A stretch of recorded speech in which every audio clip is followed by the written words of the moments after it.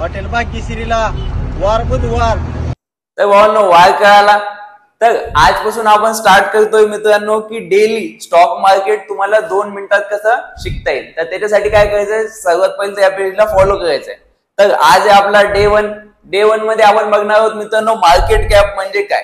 आता कुठलीही कंपनी आहे त्याचं मार्केट कॅप म्हणजे काय की सध्याचं मार्केटमध्ये त्या कंपनीचं असलेलं व्हॅल्युएशन, म्हणजे त्यांच्याकडे काही मशिनरीज असतील, काही लँड असेल, त्या सगळ्यांचं मिळून व्हॅल्युएशन म्हणजेच मार्केट कॅप. आता मार्केट कॅप मध्ये मित्रांनो 3 प्रकारच्या कंपन्या येतात. एक असते लार्ज कॅप, एक असते मिड कॅप आणि एक असते स्मॉल कॅप.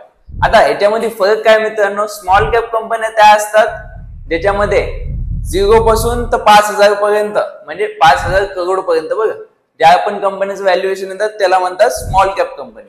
5,000 पासून तर 20,000 करोड पर्यंत ज्या पण कंपनीज येतात त्यांना म्हणतात मिड कॅप कंपनीज.